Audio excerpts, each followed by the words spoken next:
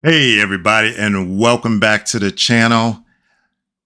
Earlier on, I did a video detailing how Tesla announced a new version of the Cybertruck for the Middle East. And I thought this was wonderful. And exactly what it was the new single motor variant, which quite frankly, a lot of people were waiting on. And well, there was something else that they snuck in underneath the radar tonight. It's now available in the US. You heard that correctly. It's available in the US. So we're going to take a look at that, and we're going to review this new Cybertruck, all the features, compare it to the other ones, and, we're going to talk to see whether or not it's worth the price or not. So stick around. Don't forget to like and subscribe. Look in the description below to see how you can get some great discounts on some great Tesla accessories, because I think you might need it for this vehicle here. Like and subscribe, and we'll see you back in just a moment. I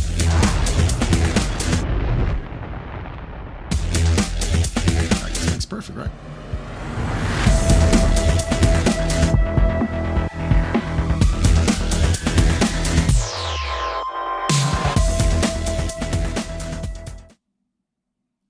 Hey everybody, and welcome back. So, the Cybertruck rear-wheel drive, or better known as the long-range version here. So this is what we've got. We have it available now for the US. I'm extremely excited about this. So let's go ahead and take a look at it. And there it is in all its glory. Right off the bat, you're going to notice there's a difference in the range on this vehicle. Unlike its predecessors, the Cyberbeast had a 301-mile range. The all-wheel drive version had a 325-mile range. And they're calling this the single-motor variant. They're calling it the long-range version of the Cybertruck. They didn't call it the rear-wheel drive, which technically is. So if you see rear-wheel drive, long range, it's the same thing. So if I use that interchangeably, please forgive me, but that's what's going on. So it's 350 miles with the standard wheels, 7,500 pound towing capacity, 0 to 60, 6.2 seconds. And the price of this new vehicle is $69,990. This is exactly $10,000 cheaper than the all-wheel drive. Now, a lot of people might be disappointed because a lot of folks believe that it was going to come in about $20,000 cheaper than the all-wheel drive, because that's how much cheaper the Cyberbeast or the all-wheel drive was to the Cyberbeast. So a lot of people thought it was going to be $20,000 cheaper. Is it worth it? Well, let's go ahead and take a look at this. Let's break it down. So what do you get for $69,900? And let's go ahead and compare it with the federal tax credit in there as well, because the Cyberbeast doesn't get this unless you lease it. For the all-wheel drive, it'd be $72,490. For the long range, it would be $62,490 with the federal tax credit. Now, the very first thing you're going to notice is that the long-range version, I know this is going to be hard for people to wrap their heads around, especially Cybertruck drivers, does not come with a tonneau cover. It's absent, missing, gone. It's not there, okay? So there's no tonneau cover. As much as you've been preached at, close your tonneau cover while driving and save on your range, they're not even bothering to give you one now. So how much range does it save? I don't know. But to help you out, they will sell you a soft cover. It's made of fabric, and they're going to sell it to you for $750. It's an option. So you can have an open bed Cybertruck with no tonneau cover, or you can buy the soft version. The hard metal version that we have on the all-wheel drive and Cyberbeast is not an option with this vehicle. So and conversely, the soft tonneau cover is not compatible with the all-wheel drive and Cyberbeast versions either. So you can't do that. So it's either $750 for the soft cover or nothing. Those are your options with this vehicle. I'm not sure how I feel about that, because now the term vault is gone, because now you can basically cut into that soft fabric. So now if you're going to leave things in the back of your truck, people can get to it a lot easier than if you had the metal cover. So that's the tonneau cover. Towing. It can still tow quite a bit. It just can't tow that 11,000 pounds like the other two vehicles. It can only tow 7,500 pounds, which is actually fairly significant. But keep in mind that there were some, how shall we say, YouTubers that shall remain nameless, that went around on the internet that their sole mission was to trash the Cybertruck and everything dealing with it. And they kind of, let's say, made up some scenarios where the trailer hitch would fail by intentionally exceeding the tongue weight. Now, the old tongue weight for both the all-wheel drive and Cyberbeast models was 1,100 pounds. With this lesser towing capacity on the long-range version, now it's only going to be 750 pounds.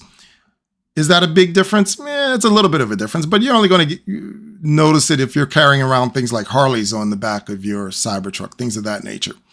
Other than that, it's pretty much identical to the other Cybertrucks.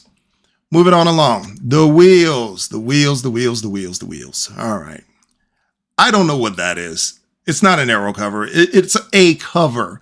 I can't tell if it's bowing out or if it's going to cause drag. I don't know if it's going to cause more problems or not, but it's a cover, okay?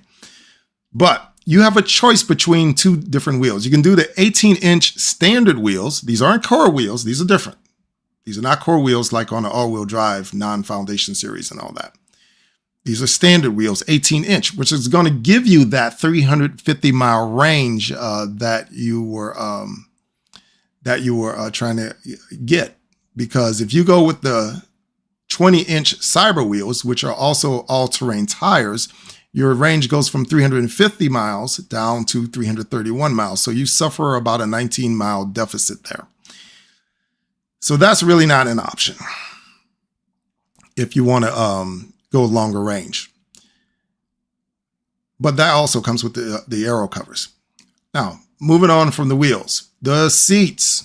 Okay, this is where the accessories are going to really start coming into play. And we're going to talk more about accessories in a moment, but I want to talk about this one in particular because you now have textile seats, which fancy way of saying you have cloth seats now. You no longer have the leather seats that you normally do in the Cybertruck, okay?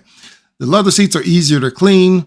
These are now textile seats. They're very easy to stain. Hopefully they're stain resistant. I would fully expect they are, but over time, they do get dirty and it's going to be hard to clean them. Even in the all-wheel drive and Cyberbeast models, I highly recommend getting seat covers for your vehicle to protect your seats because, you know, things happen. You're in a truck. The seats are going to get stained. And it's a lot easier to replace the covers for the seats rather than the seats themselves. So once again, look in the description below and you can see my other videos where I did this seat cover installation and you can get those seat covers, and I would highly recommend getting them for this vehicle without a doubt. And then you can have it look just like the Cyberbeast and the all-wheel drive as well. Full self-driving, same thing. No differences here. Same full self-driving in the other vehicles. Charging. This is where things start getting a little bit interesting. You get the universal home charger and the mobile charger. And we're going to come back. I'm going to circle back around to this a little bit later and talk a little bit more about the power in the vehicle because there are some significant differences here. Power share bundles. I'm going to hit on this real fast. There's no real difference between the power share in the long range version as it is to the other vehicles. I will caution you that the power share gateway is $2,500, but you still have to pay for installation. And I'm going to tell you right now, the installation on the power share can go anywhere from $2,000 to past $7,000, $8,000. It's all dependent on your home. So nobody can really tell you ahead of time how much it's going to cost. You're going to have to get a quote for your home, let them know what circuits you want to have on the power share system, and then you have to decide if you want to do it or not. So the $2,500 is not an all-inclusive fee. Just know that. unless you had an original Foundation Series reservation for a Cyberbeast, you were due $4,000 installation credit. I had that. I had it installed in my home. It did cost me $7,000 just for the installation, in addition to the $2,500 fee. $380 for the mobile charger and outlet adapter. Like I said, I'll come back to that later. The accessories. Glass roof sunshade, $115. Underseat storage bin, $250. All-weather interior liners, $295. Come on, people. Please, please, please. I know Tesla's great. I love Tesla. I really do. But let's face it, their accessories are a little overpriced because, well, they're Tesla. Look in the description below and you can get some great discounts on some Tesla accessories. And I promise you, they're going to be just as good as what you can order off of here. Promise you that. And it's going to be a lot cheaper. So go down there, get your discount, and you can buy all three of these pretty cheap. I review these things all the time for the channel. I try to give you guys the best deal I can on these. If it's not good, I'll tell you it's not good. But if it works, I'm also going to tell you it works. And I'm telling you the ones that I've reviewed. Check my channel. They work. Highly recommend. Save yourself some money. All in price, $75,735 out the door. That's prior to the tax credit. If we throw the tax credit in there, it then comes down to $68,235. So there you go. That's the overview. Now, let's compare the vehicles one for one here. Let me go ahead and turn these back to where they were. And now we're going to put the vehicles side by side to really see what the differences are and whether or not you should buy this vehicle. I mean, let me know what you think as well, please, because I have my own feelings about it. I'll let you know about that in a minute, but put in the comments below. Let me know what you think about the price point on this vehicle and what you're getting for it. So if you're not familiar with the Cybertruck, I'm going to break this down so that you know exactly what you're getting. The descriptions here for the different vehicles are pretty accurate. So for instance, they go, the Cyberbeast, they go, well, it's unreal performance. I can vouch for that. It is unreal. The performance is absolutely wonderful in that vehicle. The all-wheel drive they describe as maximum lifestyle adventure. Yeah. It's the same as the Cyberbeast, just not as powerful. It's not as fast. That's about it. That's the only real difference. One less motor. Some of the trimmings are a little different, but maximum lifestyle adventure. Good explanation. But the long-range version, all they can say is endurance hauler. You can haul stuff longer ways. An extra 49 miles. For some people, that can make or break you, depending on where you live in relation to a supercharger. That really can. Or if you don't have home charge, that can mean a lot. The range says 350 miles for the long-range version. All-wheel drive is 325. Cyberbeast 320. I'm going to tell you right now, the Cyberbeast is not 320. It's 301. It's that all day long. The all-wheel drive is probably a little bit lower than the 325. The long range, they say 350, but if the other two are any kind of an indicator, I'm going to hazard a guess and say it's somewhere in the neighborhood of 340 in all likelihood. Supercharging. Now, the Cyberbeast charges at 135 miles in 15 minutes. The all-wheel drive charges 137 miles in 15 minutes, which is a difference of 2 miles. How did it do that for only 2 miles? I don't know. I really don't, even though it has the same battery. But what's interesting is that the long-range version is able to charge at 147 miles in 15 minutes. Now, there's only 2 reasons I can come up with this, why you have a 10-mile difference in 15 minutes. Number one, either the battery is a little bit smaller, could be, we don't know yet because I have not seen the battery sizes, or they've utilized the new dry battery technology and the batteries are a little bit more efficient. And I'm suspecting that could be what it is. So if it's the same battery size, it's because they've improved the batteries just a little bit on the vehicle. Towing, we talked about that, 7,500 pound towing versus 11,000 pounds. Payload is a different one as well. Payload is now 2,006 pounds, whereas the all-wheel drive can carry 2,500 and the Cyberbeast can carry 2,271 in the bed of the vehicle. So there's a little bit of a difference there. Not too bad. Powertrain. This is where you're going to really start to notice the differences in this vehicle, okay? It's a single motor rear wheel drive. What does that mean? It means there's only one motor driving two wheels. The other two are just like your standard rear wheel drive car, where they're just freewheeling and you turn the front wheels.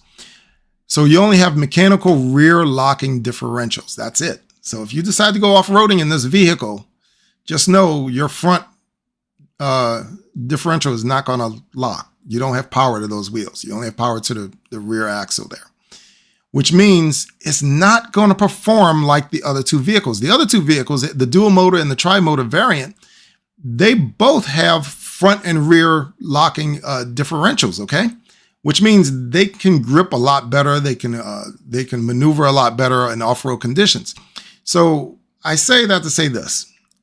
You are not going to go off-roading in the long-range model like you're going to do in the all-wheel drive and the Cyberbeast models.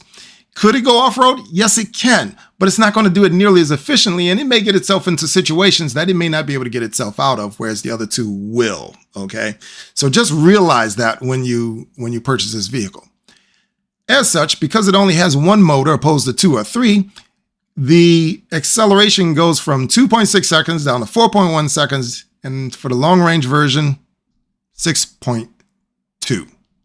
Now, I realize that acceleration is not everything. I really do.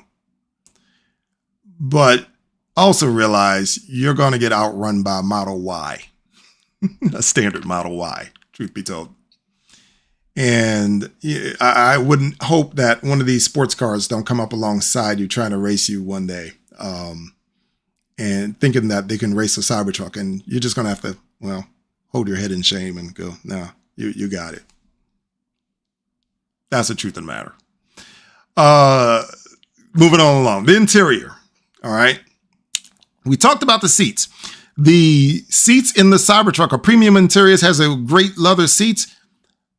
Long range version, textile seats, get them covered. Just get them covered. Okay.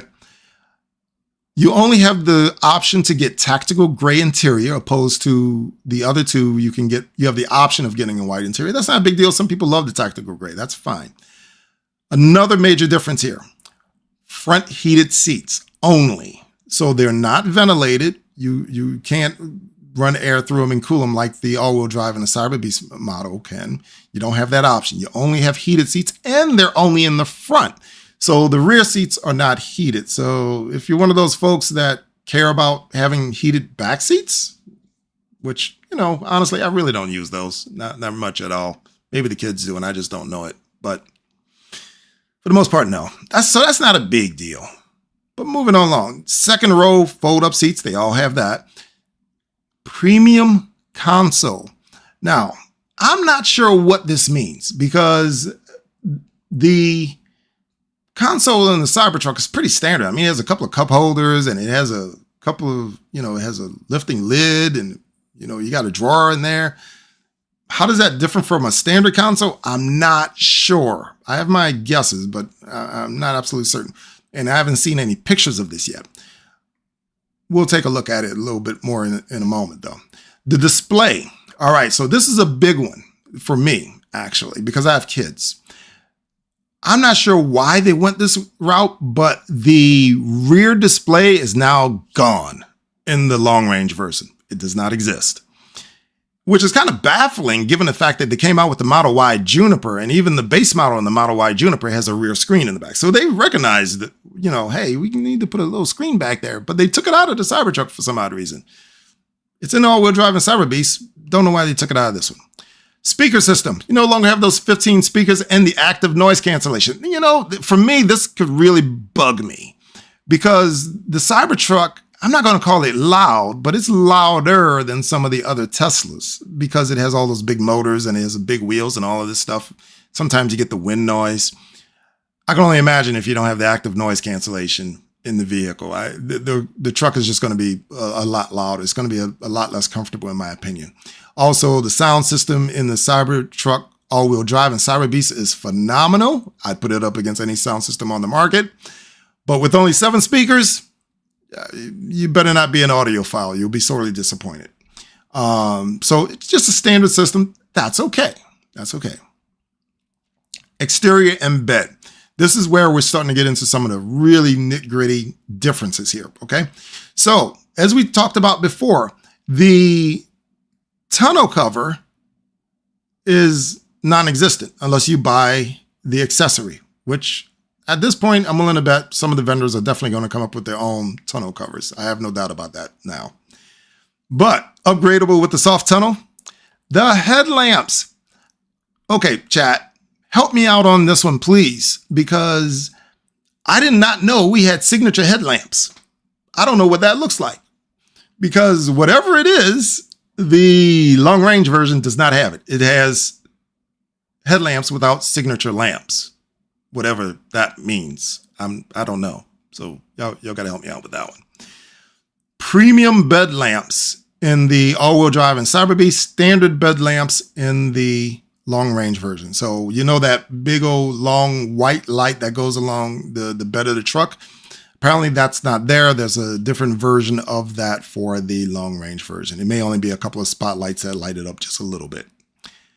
Standard tail lamps. So once again, just like the headlamps, I did not know we had premium tail lamps, okay? Long-range version, just standard tail lamps. No idea that that was a thing. So I'm guessing for our folks that do all the light shows, that have developed the light shows, I'm guessing there are going to be some differences with the long-range version. So when you guys go to program these things, you know, be on the lookout for that. All right, here's a big one for me. The L tracks are missing. No L tracks in the long-range version.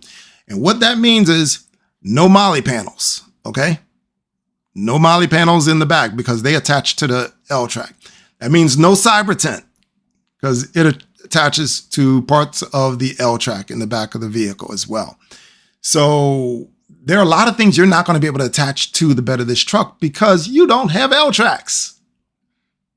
So maybe you're just going grocery shopping. You're not really hauling a lot of stuff around. Okay, so here we are to the power outlet. We had heard rumors of this before. We heard a lot of stuff about this going around before. This was actually a thing. I need help with this one, folks. Please put comments in below and let me know what I'm missing because I have a guess and that's about it. So in the all-wheel drive and the Cyberbeast, you know we have the outlets in the bed. We have two 120 volt outlets and a 240 volt outlet in that door in the bed of the truck.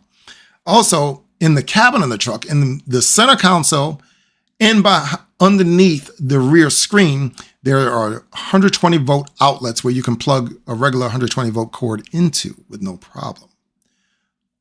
But as you can see here, on the long range version, they're non-existent. So you don't have that plug in the back and you don't have the plugs in the cabin.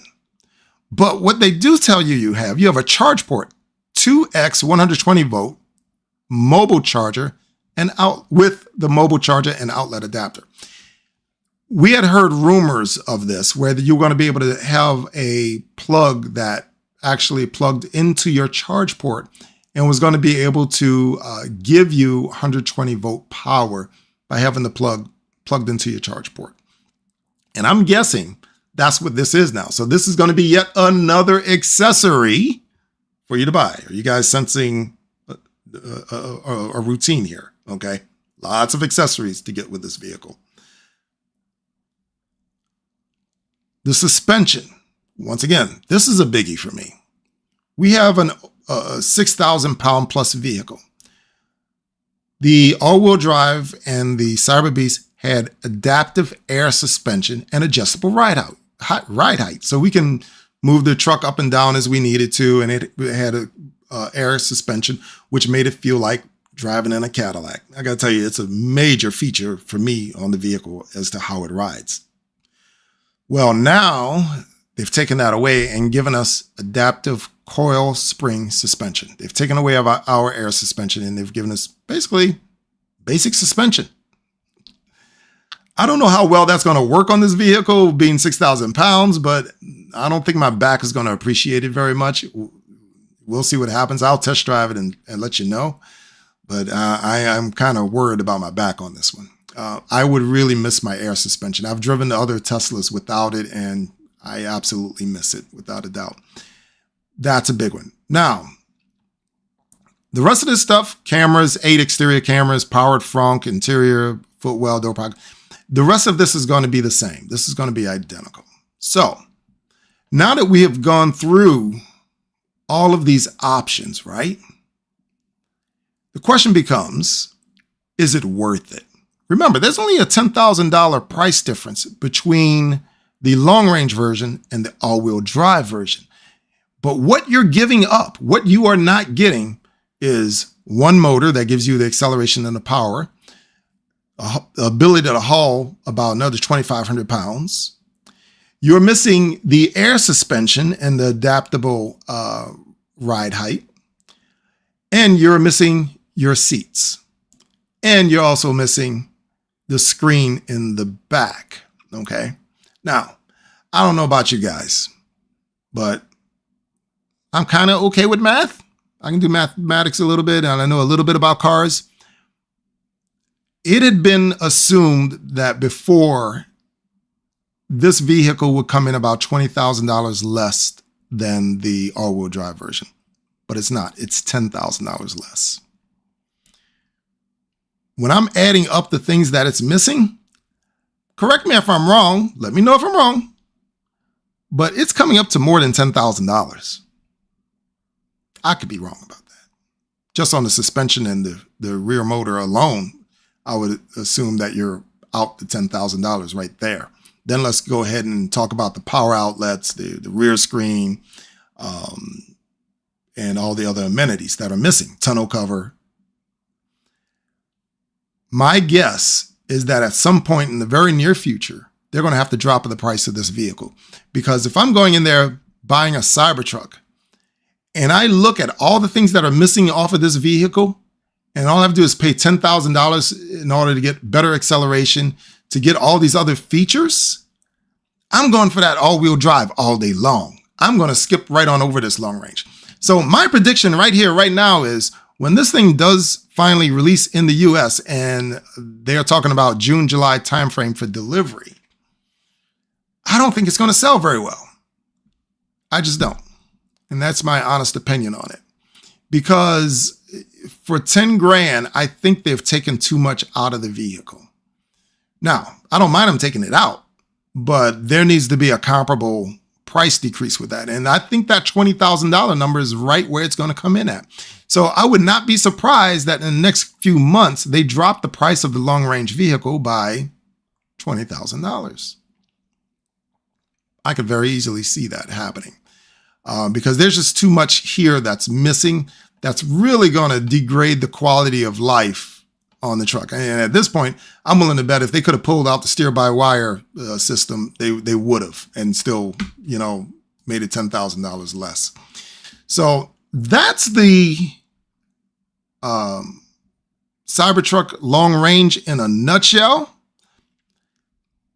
I don't think it's going to make it in terms of the price point. I think if you take another $10,000 off, it will sell very well. I still think they can make quite a bit of profit on it. I think it's going to do very well. But don't expect to use this vehicle like you use the other two.